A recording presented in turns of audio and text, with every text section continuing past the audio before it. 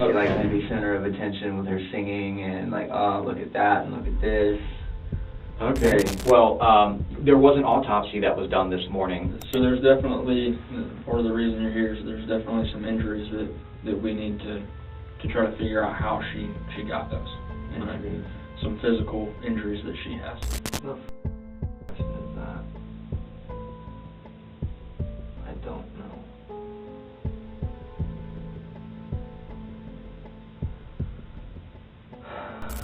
I have no reason to hurt nobody. For any reason whatsoever. They are just kids. Why am I going to sit there and inflict harm and pain on somebody that I love and care about? That doesn't make any sense. That's not who I am. That's not what I do. This is Travis Ray Thompson. He claims he doesn't know what happened, but every piece of evidence says otherwise. Travis, I think there's some information you have that you're not telling us. I have no information, dude. I'm telling you. I've told you guys everything. I have. I don't know. What you're digging for? 2-year-old Jacqueline Schwingle was found dead under his care. And right outside this room, the evidence is waiting, ready to corner him. Yeah, it was a f***ing accident. I don't hate kids. You must. You're around that kid ends up with a broke arm. Now you're around, she ends up with a broken back. And dies. Leaves out and dies. But sometimes you never know. When you think you know something. I kept telling you something was off. Why do you say that? Just, you know how sometimes you just get that feeling like these people ain't normal? It's just like that kind of, just that sense. Just that something was off. Travis, there is no explanation. That's what I'm trying to tell you. You guys think I'm withholding information? I've told you everything. I don't want to go back to jail, dude. I don't do nothing. So yeah, so I told you in the parking lot. Yeah, first degree homicide. What? Do you know the implications of first No, I don't. I don't know. It's eligible for the death penalty, Travis. On the morning of May 3rd, 2022, Marion County dispatchers got a call that would change everything. Advent Health Waterman in Tavares, Florida, reported a critically injured toddler being rushed to the emergency room. Inside that ER, officers and detectives would uncover a scene no one in the community could have imagined. The child found that morning was 2-year-old Jacqueline Schwingle. Jacqueline was full of life, playful, curious, and endlessly energetic. Family and friends described her as a little spark in every room she entered. But that morning, her spark was extinguished. Despite doctors' frantic efforts, her life was cut tragically short before she could see another day. Attention quickly turned to the person responsible for her care, 27-year-old Travis Ray Thompson. Within hours, detectives were piecing together a timeline and mounting evidence that placed him at the center of a tragedy no parent could fathom. This wasn't a random accident. Jacqueline had been entrusted to someone who should have kept her safe. Medical reports later documented severe injuries consistent with significant trauma, forcing investigators to ask the unthinkable question: how could this happen under his watch? Every detail mattered. Every answer could unravel the story behind her final hours. Detectives knew the truth wasn't just in statements, it was in the evidence, waiting for someone to connect the dots. Which pieces of the puzzle would finally expose the reality of what happened to Jacqueline? So, but what I understand is that you guys came down here on your own, is that right? Yeah. Okay. So you came down here, I guess, did anybody force you to come down here or anything like that? No. Okay. She called me and said she needs me to go over there to have questions about the autopsy. I said, okay. Got it. Okay. And what's her name again? Kristen. Okay, Kristen. Yeah, thanks. So, so I just would indicate in my report that it looks like you come down here consensually. Just so you know, this door doesn't lock, doesn't even have a lock on it. You know, you don't have to talk to us. You can walk out anytime you want. Well, then that makes me look bad. What do you mean? I don't know. Just not helping, I guess. Well, I always appreciate help, but it's, just to clarify, you're not being forced to make any statements or anything like that. He's not being accused, at least not yet. But every twitch, every fidget, every over-explained sentence screams otherwise. The man sitting in that chair is a carefully rehearsed version of innocence, and detectives know it. Got it. And tell me about He's a smart kid. Very hyper, energetic, wants to know anything and everything. Okay. Ask what if a lot. Like all, what is, how old is he? He's 5. Okay, like all 5-year-olds, Yeah, he just wants to know how the world works. Yeah, he's about to be 6. Okay. Now, what grade's he in? He's in kindergarten. Okay. He's in 1st grade. Got it. Any problems with him at home? Any conflicts or anything like that? No. Okay. Disciplinary issues, anything? No. All right. I mean, sometimes when he plays with the neighbor kid, like, he doesn't pay attention to, like, he's being mean to his sister, because he'll just let her, like, take whatever and, like, do whatever he thinks is funny. Yeah. But, I mean, I'll be like, dude, like, you gotta be responsible, you gotta look out for your sister. Sure. I mean, like, yeah, your friends are here, it's all fun and games, but the moral of the point is that's your sister, you gotta be responsible for her. Got it. The detective moves in, weaving questions that feel casual but are carefully designed to ensnare him in his own story. Each answer feels like a misstep, a crack in the facade he's built. And describe to me, Jen, what is she like? Very hyper and energetic, as her brother is. Very hyper and energetic? Very, very outgoing, very outgoing. She likes to be center of attention with her singing and, like, oh, look at that and look at this. Okay. Very, very cute. Okay. He keeps his composure, but something about the way he speaks doesn't sit right. Words are measured, practiced, like he's trying to remember the story he told himself to tell. Then, the detective leans forward with a question meant to pull the floor out from under him. So let's go back to yesterday morning, and let's start at the time whenever, I know everyone that's in the house, let's start at the time whenever you wake up and who's awake, and tell and describe to me specifically what was going on from the moment you opened your eyes yesterday. The moment I opened my eyes, I got Jay up, got him ready for school, took him to the bus stop, we waited, we talked a little bit about just, he thinks Batman's the greatest hero ever, and it's like, money's not a superpower, Superman's the greatest.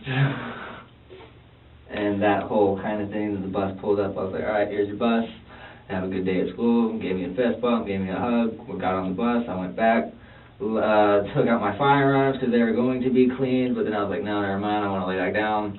I laid back down, and then Kristen was late for work because at that point it was like 8:30, she had to be there at like 9, but she just decided to be late, so then we both got up. Jen was already awake, got her up, she wanted to go outside, play with the chicken and the duck. They did that, I made coffee, me and Kristen drank our coffee, smoked a cigarette, me and Jacqueline went down to the lake while she went to work, and then after we came back, I put her on the couch to watch Cat Dog. She had her drink. I told her the cheeses were right there. If you want some, help yourself. I don't care. She was with Luca. I had to use the bathroom. I was in there for about 10 minutes, and then I heard her collapse on the floor. So when I looked out, through where the doorknob would be, she was just like laying on the floor. I'm like, hey, you all right?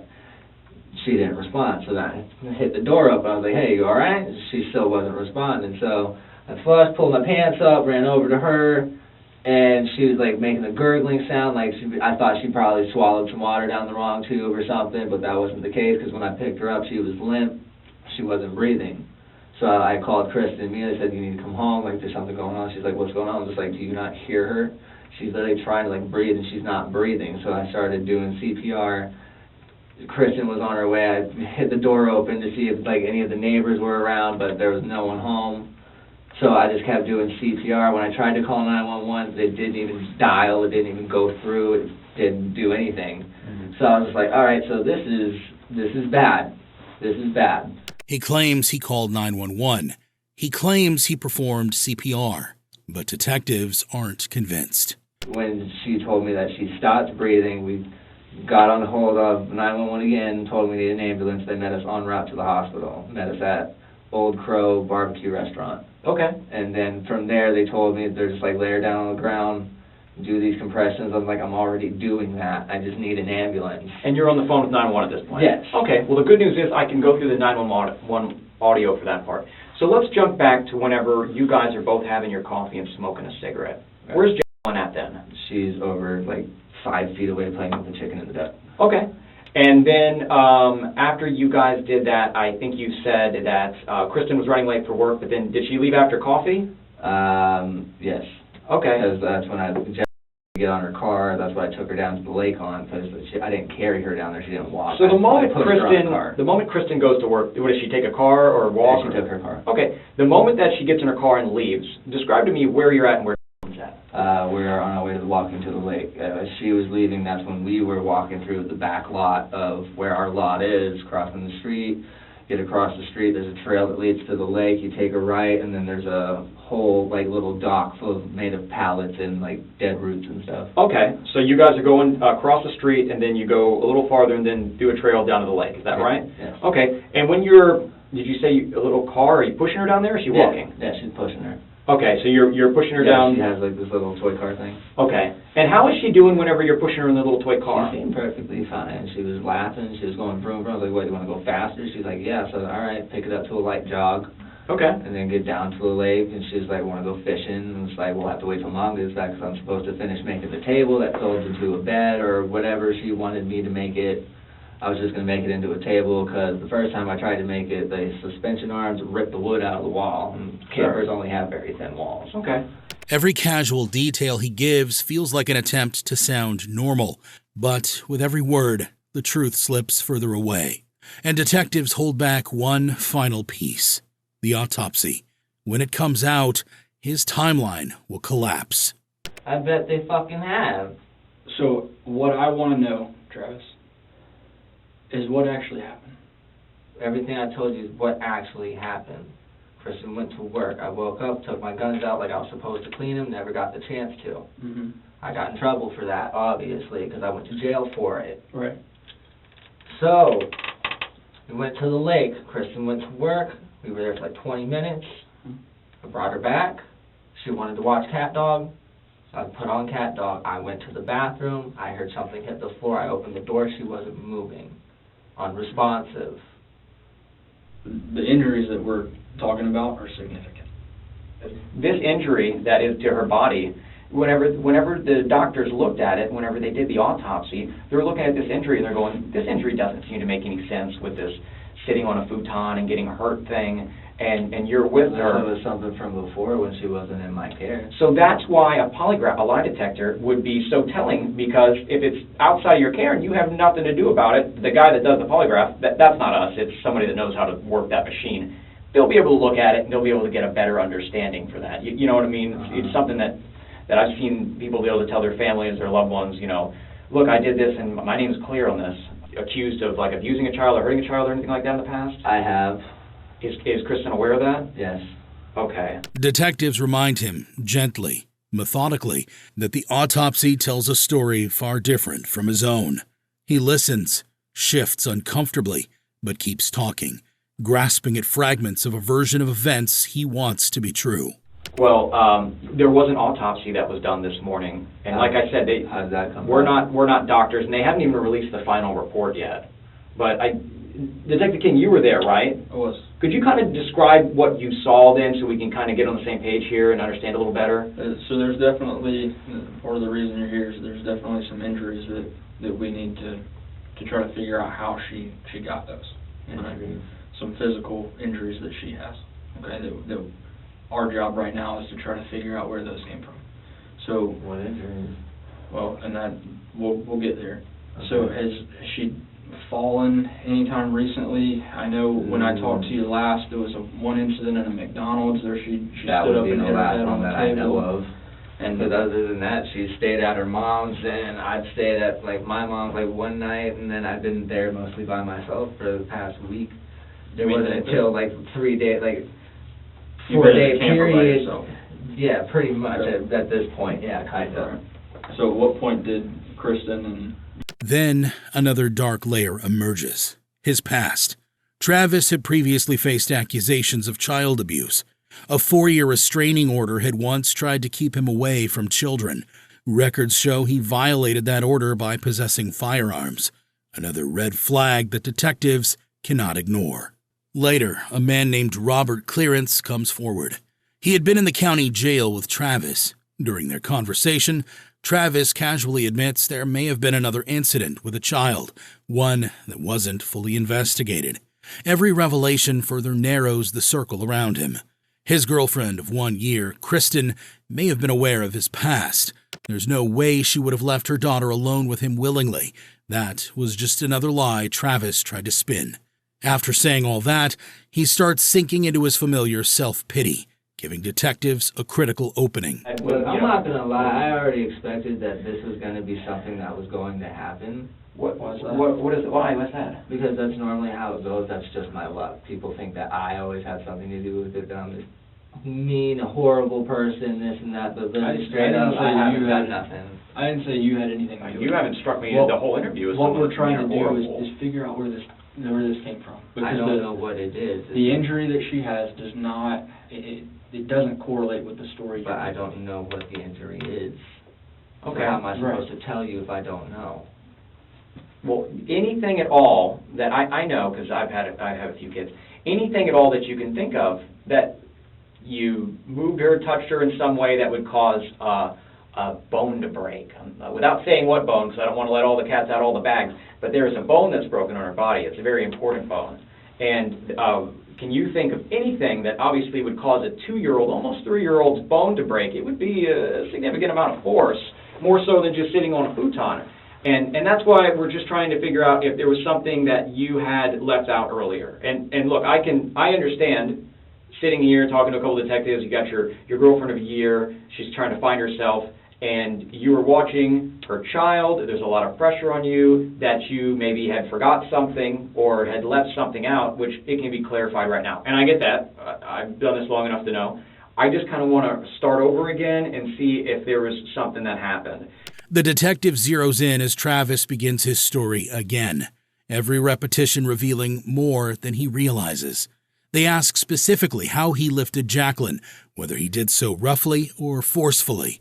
Did you pick her up and you move her around some way? Did No, she? I was very delicate with the child. And what I can't quite figure out is this injury. I'm not seeing a correlation of what I'm right. And I'm not seeing the correlation between that injury and your recollection of what happened. And I'm wondering if there's something missing, if there's something you forgot, if there's something you might be worried about, any of that. He shrugs it off, acting casual, claiming worry but no understanding of what happened.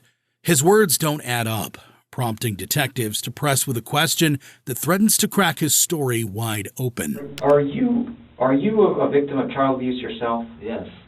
Why would I want to inflict that on anybody else? Well, that's what I'm trying to find out here, is if something had happened to you as a child and it was traumatic, it can change the wires in our brain. That's what traumatic usually is. It means it affects people different ways. People that go to war come back with PTSD. That used to affect me as a child, but then that cycle was broken by a very good family member of mine, my Uncle Andy. He talked me through a lot. He taught me a lot. Sort of like counseling. Sounds like this family member gave you some the only one counseling. that actually understands. You can call him if you want. And I've been doing this so long that I've seen people, unfortunately, they get so frustrated with something, whether it be a girlfriend or a family member, that they've done things that they regret or a mistake they made. No, when I was on the road, I used to work. Take my anger out on a child or anybody else. Well, I just leave. yeah, when I was on the road, I used to see people get in these arguments with family members, their mom, their dad, their girlfriend, and they would push or hurt somebody, and they don't even mean to even lash out with their body, but they are, and then they would forget, and then somebody would show me a cell phone video, and then they would say, I just saw red, detective or deputy at that point. I blacked out, and I don't even know what I was doing. No, nothing like that, no. Is there any spots or times you don't recall that would help us better understand what's going on with this injury? No, because I mostly pay attention to everything that goes on around me and what's going on. Have you ever been involved in a domestic battery? Have you ever hurt anybody around you on accident? On accident? Yeah. No. Have you and Kristen ever had to have the police come out because you guys just got in a fight? Any ex-girlfriends or anything like that you've ever, anything like that? No, they tried to pin me for things. Oh, he put his hands on me. I was like, yeah, that's why I have this whole note that says, I'd never put my hands on you. Okay. Give that to the judge.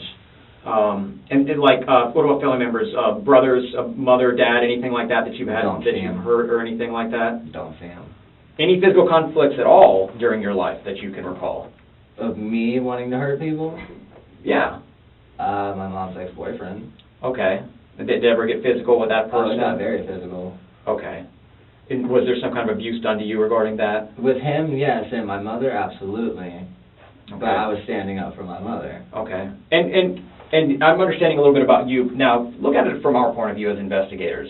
You're talking to us about a prior time that you were accused of some form of child abuse that resulted in some 4 years later paperwork, and then now we're seated here and Detective King goes to an autopsy and there's a significant bone break while you're caring for the child. That's why, if you were in our shoes here, you'd be looking for a little bit more here and trying to make sense out of it. And now, as you can see, he begins to panic slightly because the detectives are highlighting that he's previously faced accusations of child abuse. Once again, he finds himself in an interrogation room, confronted by detectives about another injured child. Is that just a coincidence? Like we were talking about with you maybe forgetting something, okay? This time that you told this detective here what was going on, you said you tried to call 911 from the camper, is that correct? Yeah. Did you try to call 911 from the camper? Yeah. Okay. I told you that too, but it literally did not go through at all. So here's the problem that I have with that, okay? You gave me consent last night, we don't hold the entire Yeah, phone. the documentation. There's no...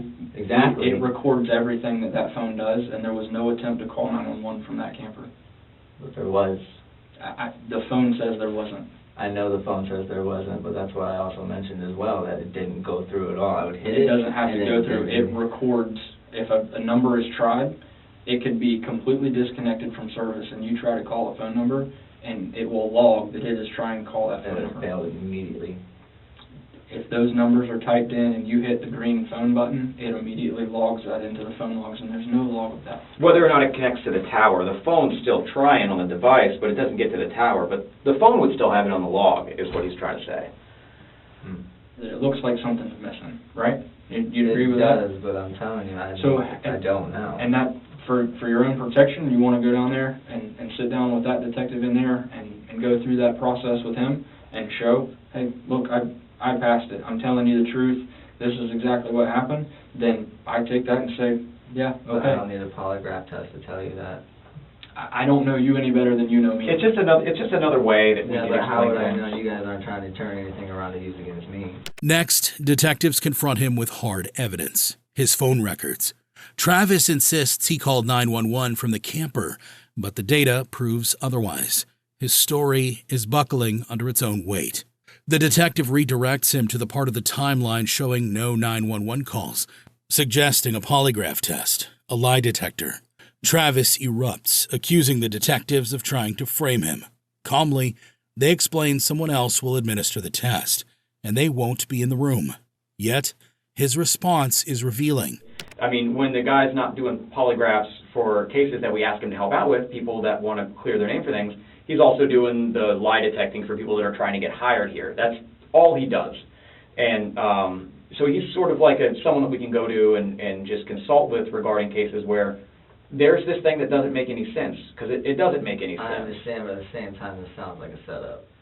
Well, what do you mean, what kind of setup? I don't know, like you guys are trying to get me for something.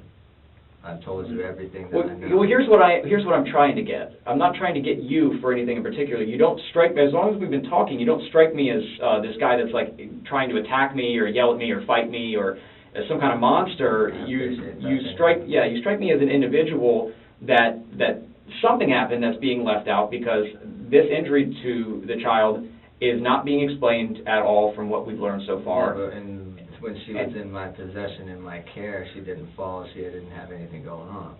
And that's why I'm wondering if there's some time whenever you had to discipline her and something got out of hand, she got hurt or something like that, and you're leaving it out. And I understand you leaving it out, because I wouldn't want to lose the person I'm in a relationship. I wouldn't want to have that stress or that shame or that embarrassment on me, and you leaving it out before. But now there's this medical report that there's no contesting it. We can't just say that this injury happened from a futon area with whatever it may be. Sounds like there's some soft structures there. It's a camper.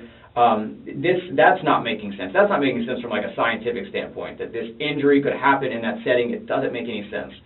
And so that's why we're trying to ask just questions whether or not you did this intentionally, whether or not this was an accident, And we're not here to judge you regarding whatever those outcomes are, but we need to make sense out of it. We just have to understand why it happened and what the circumstances were without any judgment from us. In fact, what we talk about is Why do private. I feel like a target?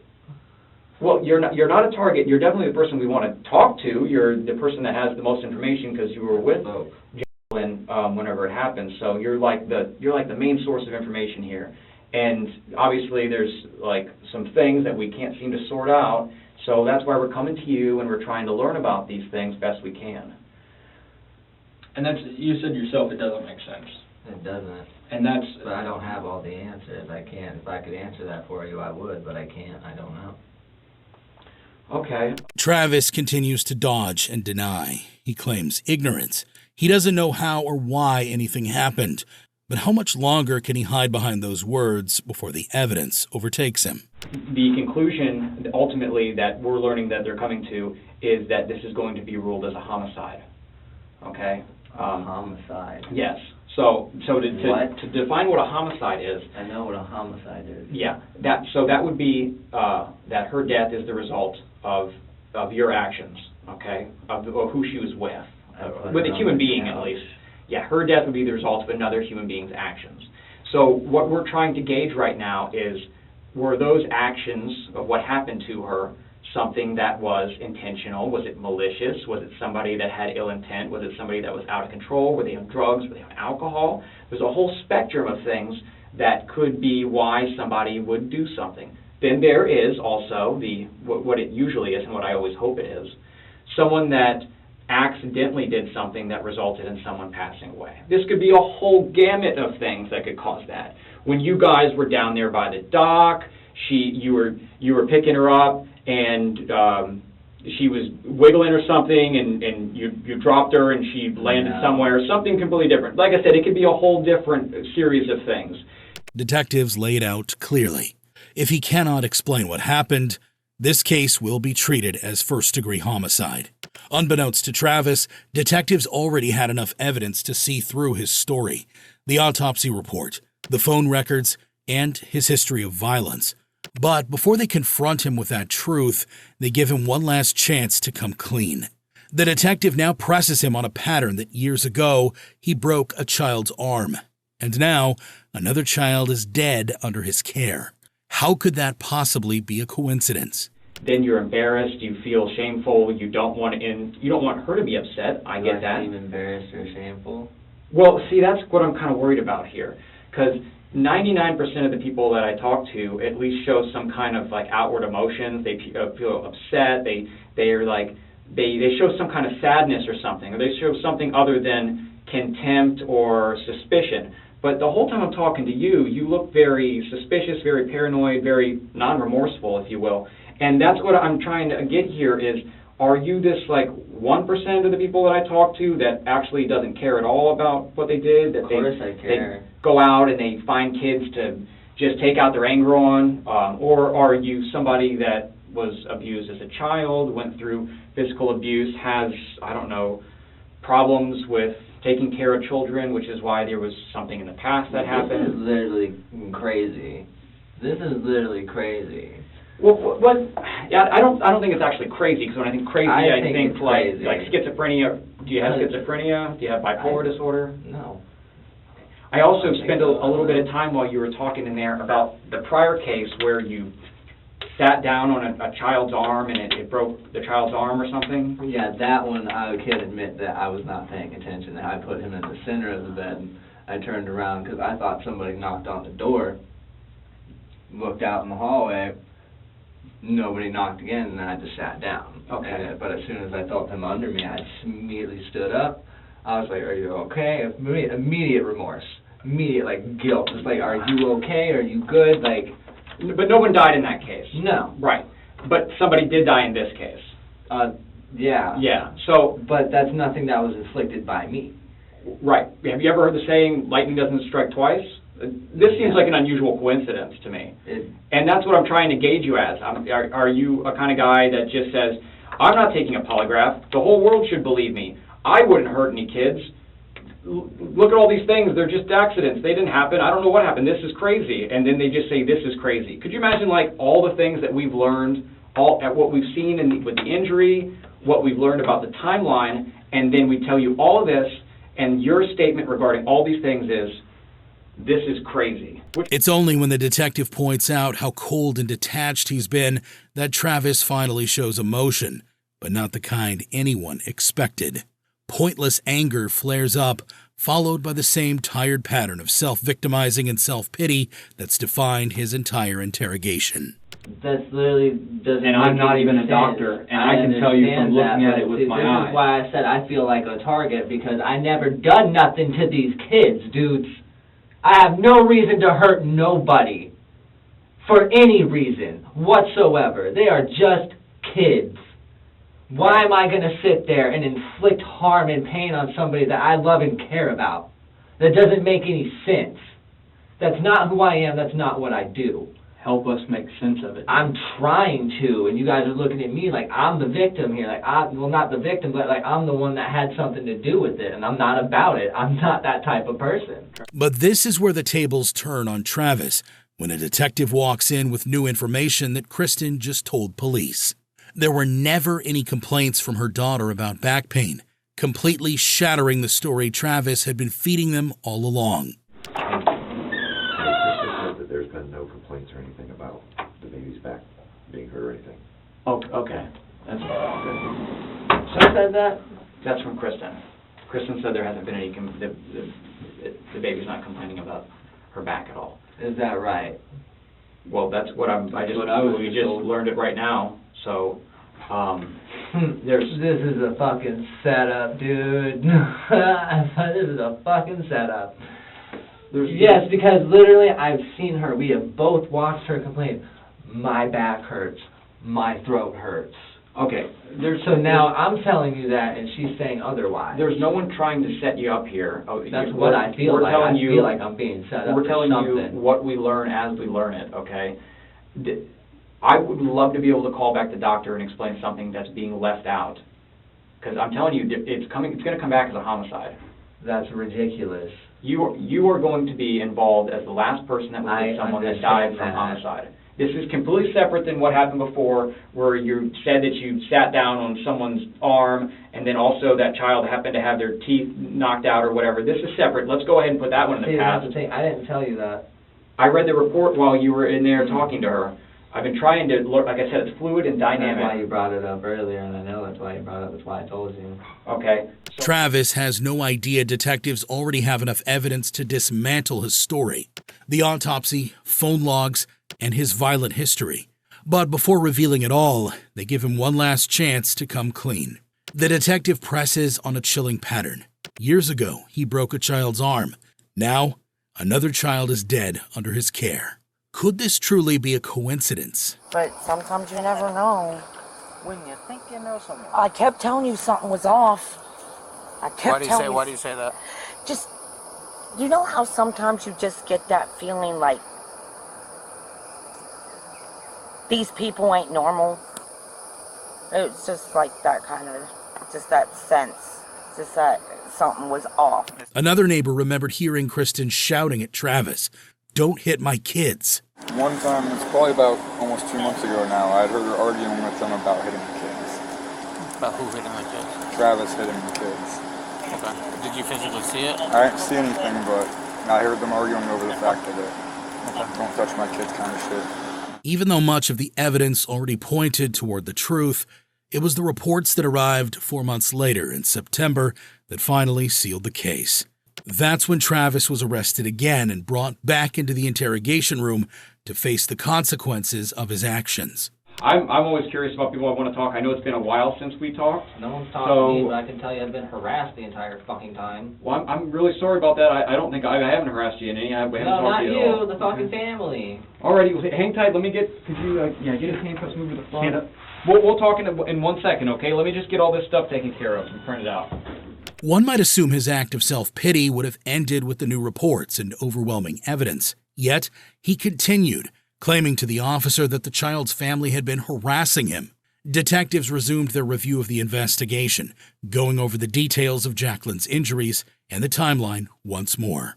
But I got a lot of paperwork back from the medical examiner, from the doctor, all the tests that they did. Obviously, it's been months since you and I talked last, okay? I haven't heard from nobody. Everything that I'm looking at, all of these test results, all of the findings, all of the opinions from these doctors that have done this for years, shows that this is possibly something that you plan to do. Plan to do. And that's what I want, is I want your explanation as to what happened. And I know we've gone over your story as to what happened numerous times. Okay, I've got it memorized. I'm sure you do as well. They had Travis recount his story again, prompting him to repeat the same lines he had been relying on from the very beginning. So what I want to know, Travis, is what actually happened. Everything I told you is what actually happened.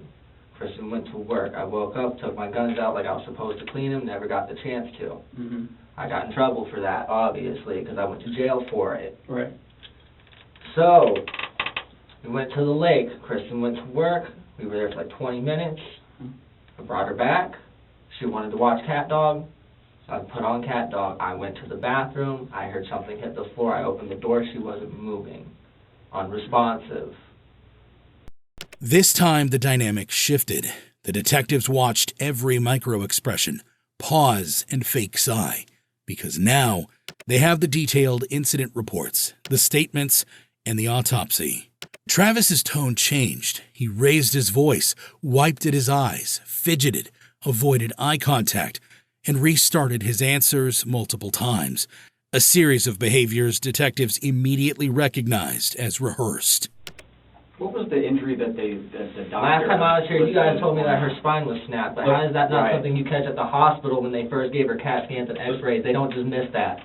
Well, now they do, because, and I have... No, they don't. They do. I have the My pictures. sister works in the hospital. She told me this. She's literally a professional. You don't miss stuff like that. She might be, but I have the x-rays, and I have the explanation as to why it was missed in the x-rays.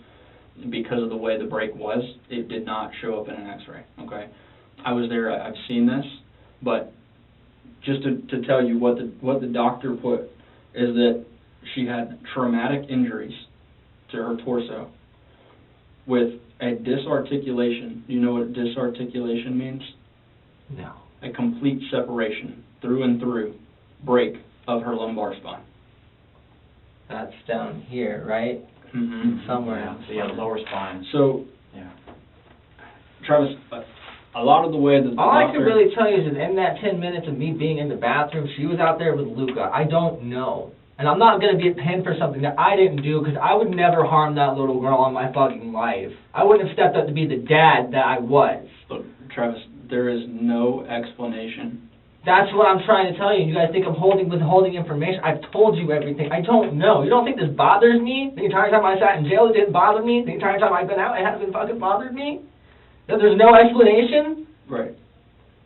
Travis, the injuries that she sustained can't be explained by her falling off of a bed, or even if she had jumped off of the bunk beds in the back of the camper.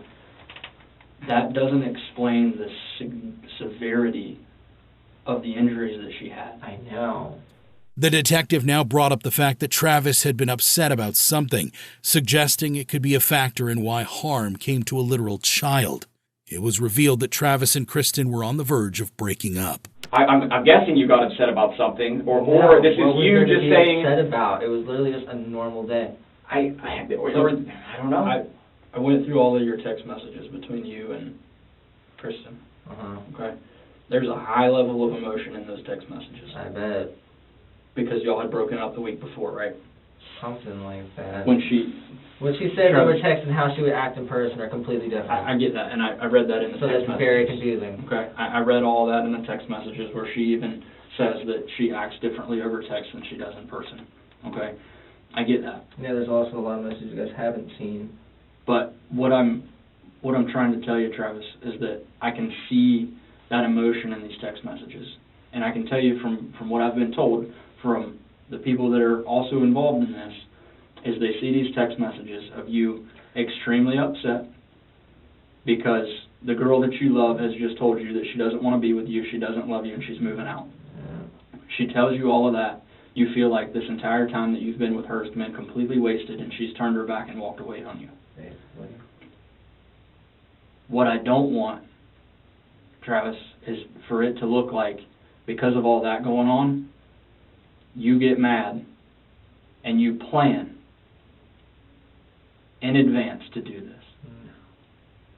And right now, Travis, that's what I'm telling you, all of these test results and everything that I've gotten back and the totality of everything that I'm looking at, that's what it looks like. And I'm trying not to paint you in that picture because I don't think you're that guy. Don't paint me in it because I'm not that guy. That's I all know I it have doesn't right mean- now. I understand Because all that. I have is There's your really nothing story. else that I can give you. I've told you everything. All I have is your story of her falling from a futon that's literally this high off the ground in a plywood floored camper, Travis. There is no possible way. Multiple doctors I can't see it in multiple places have told me it is absolutely impossible for this injury to come from her falling from here or from the ceiling. Despite this, Travis immediately fell back into his usual act of self-victimization, avoiding any accountability and showing no sign of remorse. You guys know the charges he's being charged with? Yeah, so I told you in the parking lot. Yeah, first-degree homicide. What the fuck? Do you know the implications of first No, I degree don't. homicide? I don't know shit. It's eligible for the death penalty, Travis. I'm gonna die? Well, I didn't say I that. didn't say that. I I'm mean, on a saying long enough timeline, we're all going to First pass degree away, but homicide that's not what he's saying. is a plausible, the death penalty is plausible in a first degree homicide. And Travis, what I'm trying to do is I'm trying to paint you in the picture so that we can move away from that a little bit. I don't wanna fucking die, dude. What I want to do is I want to get the truth so that I can I'm telling you explain. the truth. How many Travis. times do you want me to tell you, man? Travis, we're not talking about two things. We're not. man. And I'm not going to keep playing this game of us going back and forth and back and forth. We're You're not. not telling me the I'm truth. talking back about the and truth. forth. There's nothing. You have relived that day multiple times. Every fucking day I relive that day. You know what you're going to say to law enforcement whenever No, I this is really gonna come don't. up. You've been in these seats, been in this position before. You know what's going to happen. Once. But the difference is before you weren't charged with such a serious crime, first degree murder. Okay, so I don't know what's going to happen. Let me tell you all about the way the doc's structured, and let me tell you about X, Y, and Z, and give you all these facts, all these side facts, instead of what really happened to that child's back whenever it was broken in Literally half. against 100 people against fucking one. The detective highlighted that he had never displayed consistent care for Kristen or her children. He frequently sent self-centered messages, continued living in her camper, asked her for money, and prioritized his own needs over theirs. Investigators noted this pattern and pointed out one final statement from him that directly contradicted his previous claims. Very seldom in those hundreds of text messages did you ever reach out and ask or care about anybody else. I'd ask her every day. Literally, I'd ask her every day, how are you? Is there anything I can do for you? Do you need help with anything? Just let me know. I believe it's all self-serving. You were doing it to try to maintain the relationship so you wouldn't be alone. I'll fix this, I'll fix No, that, because I'm sorry for what I did. I wasn't living in her camper. She wanted me to live in the camper. There's what text messages said, and there's what's said in person. Okay. She was always nicer in person. Sure. I'm sure she wanted to maintain a relationship. Because when her parents At kicked one me point. out, she said I can take the camper. I said I don't want to do that because I didn't do anything. I saw a lot of her sacrificing stuff for you. Yeah, I know. Giving up the camper. And I've told her I appreciate Supporting that, you but financially. I can't do that because I did everything that I'm doing so you and the kids have something. Emotionally somewhere for you trying to get you into the vines. And I can see all these text messages, Travis. You say that this breakup and all was in the back of your mind, and that it was stressful, but it was all right. Where your phone paints a different picture, Travis. Or your entire conversation with Kristen is you begging her to come back, and her saying, "Travis, leave me alone, or I'm going to block you." And then you sending her 10, 15, 20 text messages in a row, phone calls, PTSD. all of the Google searches that you were doing of how to fix your relationship, how to get your ex-girlfriend back, all of these different things that you're doing this entire time that all of this is going on. Travis, and I'm telling you, what I'm looking at paints a real bad picture, and I'm trying to get the truth, and you keep telling me that that's what you're doing. You're telling me the truth, but you're not. You've convinced yourself of something else. You've convinced yourself that the story that you've told me is actually what happened, and it's not, and you know that it's not. And I'm trying to give you the opportunity now to paint yourself in the right picture of what actually happened, because I don't know what actually happened inside that camper. The only person still alive that can tell me what happened in that camper is you, Travis. The other person that was in that camper is dead and gone forever. By this point, Travis's story had completely collapsed. The detective directly told him he was responsible for Jacqueline's death, yet he still refused to accept it. I can't tell you because I didn't do it. Travis, you murdered her. No, I did not. She's Don't label me a murderer, dude. She's not alive because of you. This is where we're at. I wish I could make it better. Even I wish I could go back in time and somehow make it not happen. But from what I'm seeing from you, it is this dead fast wall. I'm not moving. I don't know what happened. I'm not telling you.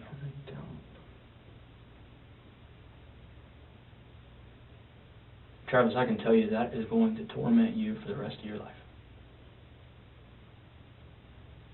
Because you are going to know what happened in that camper in the morning of May 3rd of this year. You know what happened. You were there. You caused it. Travis. I didn't cause it. You did. Yes, you did. No, I didn't. You did. Yes, you did.